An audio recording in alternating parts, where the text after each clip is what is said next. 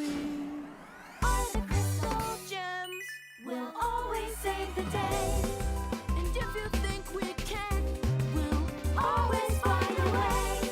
That's why the people of this world believe in Garnet, Amethyst, and Pearl, and Steven.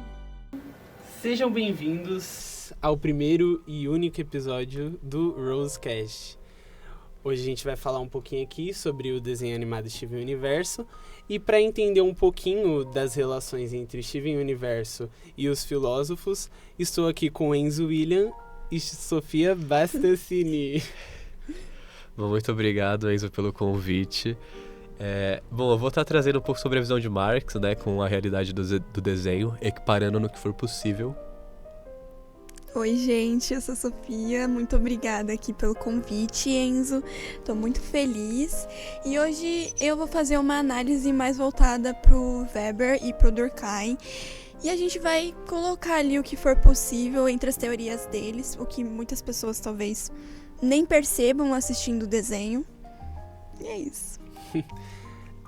Então, pra quem não conhece, Steven Universo é um desenho animado da Cartoon Network que fala sobre um menino de 13 anos que acaba descobrindo que, na verdade, é meio alienígena e que as mães deles, que são as amigas da sua mãe, cuidam dele também são alienígenas, são as Gens, as Crystal Gens. Eles são um grupo que tentam eliminar as últimas ameaças que sobraram na Terra depois de uma invasão alienígena de muitos anos atrás.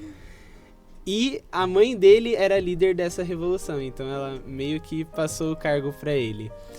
E nisso a gente já pode ver que tem algumas relações com guerra, Dominação. E também... Calma aí. Quando uma pessoa passa o bastão pra outra, como que é? Responsabilidades em cima de uma criança de 13 anos. Pode ser. Então, é um assunto bem... que dá pra explorar bastante. E agora... Cara, então, eu acho que realmente a gente percebe ali que tem toda essa visão marxista em cima, por conta que principalmente as diamantes seriam, né, a autoridade, elas são a autoridade do desenho, mas trazendo pra nossa realidade seriam as líderes autoritárias, até porque é uma ditadura, são colonizadoras espaciais. E aí tem as Gens, que elas são feitas justamente só pra servir a autoridade, só pra serem operárias e oprimidas. Se eu fosse falar, eu acredito que Marx veria como se fosse uma grande fábrica da Shein com o RH péssimo. E a Rose, que é mãe do Steven, como você enxerga ela, Sofia? Eu enxergo a Rose como ali... A ação que ela tomou foi literalmente ali uma revolução, como uma revolução proletária mesmo, né? Olhando ali mais pra visão de Marx, eu acho que ele mesmo enxergaria como se fosse isso, né? Ela tomou uma decisão bem drástica e violenta, né? A Rose, ela era muito influente, ela era rosa também. A gente pode até fazer uma analogia com a Virgínia, né? Atual, né? Que ela é uma grande influente, né? Então a Rose toma essas decisões, né? Brincadeira. Toma essas decisões e leva as outras diamantes também a começar a pensar sobre isso, a pensar sobre o ambiente em que elas estão inseridas e o que é benéfico ou não e pra quem é, né? Então a gente percebe que tem 3 tipos de dominação diferente aqui. As diamantes buscam mais por tradição, a Rose, racionalidade e o Steven com carisma.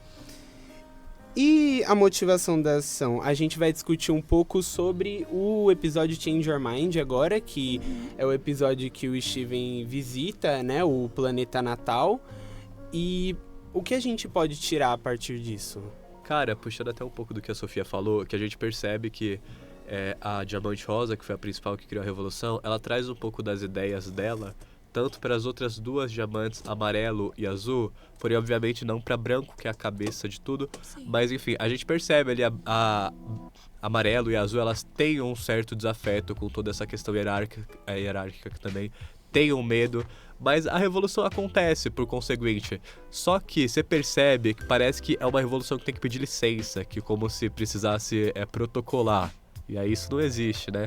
Mas enfim, falando sobre então a Diamante Branco, que é a autoridade principal, a cabeça principal do assunto, literalmente a cabeça, a gente percebe também que ela perde ali pro debate, pra uma criança de, sei lá, 12, 14 anos, por aí a cidade que a gente tinha na época, com uma camisa rosa. É muito um simbologismo da autoridade caindo e também acontece na prática, porque as diamantes ficam um pouco perdidas com toda essa questão, o Império fica perdido e só consegue se reerguer de certo modo quando Steven propõe uma nova forma de governar, que é justamente a questão da dominação carismática, que ele traz mais emoção, traz mais afeto e até mesmo que Weber descreveria sobre. Sim. Eu acho que é aí que as diamantes percebem que elas eram bem alienadas. Elas não tinham noção. Bem tradicional, conservador, né? bem- Elas não tinham noção do que... como influenciava elas, né? Elas mesmo não tinham noção da própria dor delas. Elas só seguiam.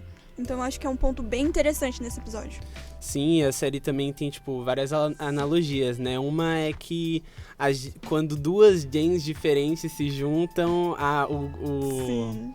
a autoridade diamante não permite isso. Sim. Então, Sim. é uma forma de mostrar esse tradicionalismo. E essa música Independent Together, o que vocês acham que ela significa? Eu acho que essa música, ela retrata ali uma questão de que estamos juntos, mais livres, né?